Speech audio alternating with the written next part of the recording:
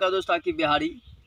आज तमाम इस्लाम को मानने वाले को और तमाम इंसाफ पसंद लोगों को रमज़ानुल मुबारक। और आज एक ऐसे शख्स के जन्मदिन का पैदाइश का दिन है। बाबा साहब अम्बेडकर 14 अप्रैल 1891 में भारत की सरजमीन पर पैदा हुए। और बाबा साहब अम्बेडकर एक ऐसी शख्सियत है जो इस मुल्क की जो शोषित, वंचित और पिछड़े लोग थे उनके लिए एक दिया ही नहीं बल्कि सूरज के मुकाबिल थे, सूरज के बराबर थे। मैं आज उन्हीं पर बात करना चाहूँ, कुछ खास उनके ज़िंदगी के पहलुओं पर गौर करूँगा। तो आप तमाम लोगों को तहे दिल से बाबा साहब अम्बेडकर की जयंती पर बधाई हो, पैदाइश पर उनके। और आज पूरे मुल्क में ही बाबा साहब अम्बेडकर के पैदाइश पर और उनके यानी कि ज़िंदगी भर के कारनामे पर चर्चा हो रहा होगा। मैं भी कुछ मुद्दों पर, कुछ उनके कारनामों पर चर्चा करूँगा। बाबा साहब अम्बेडकर उन समुदाय के लिए सूरज का काम करने का काम किया, सूरज की तरह रोशनी देने का काम किया, जो शोषित थे, वंचित थे।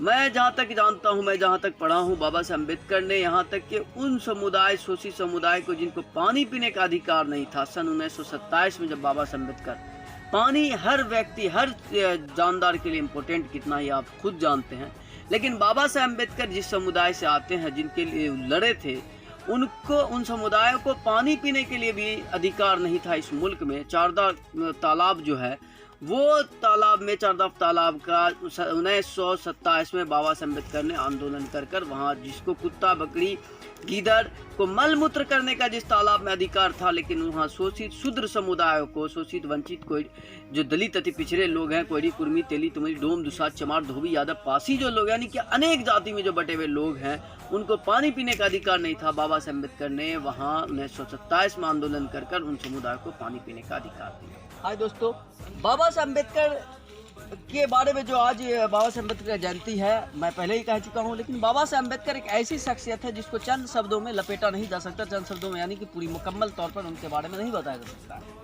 बाबा साहब अम्बेडकर शोषित समुदाय के लिए भारत में लड़े ही, लेकिन जाकर सन 1930 में राउंड टेबल कॉन्फ्रेंस जब इंग्लैंड में होने लगा, तो बाबा साहब अम्बेडकर इंग्लैंड में जाकर शोषित समुदाय के हक अधिकार के लिए लड़ रहे थे।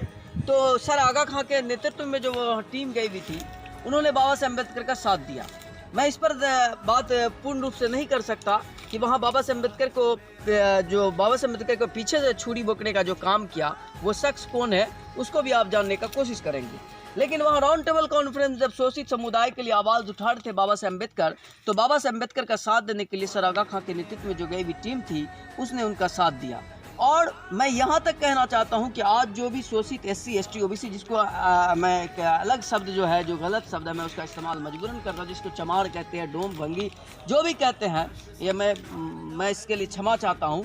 लेकिन मैं संबोधित इसलिए कह रहा हूँ कि लोग समझे कि उन समुदाय को का काम चमड़ा छीलने का काम था, उन समुदाय का, जिन समुदाय का मलमूत्र उठाने का काम था। तो बाबा साहब अम्बेडकर के संविधान आने के बाद उनको आज सूट बूट में लाने का बाबा साहब अम्बेडकर का यही बहुत बड़ा योगदान है। उनकी ये पहली नस्ल है जो आज सूट बूट में है, जो रोज़गार यानी कि ऑफिसों में, कार्यालयों में, सत्ता में, सियासतों में और व्यवस्थाओं में मौजूद है। ये बाबा साहब अम्बेडकर का बहुत बड़ा योगदान है।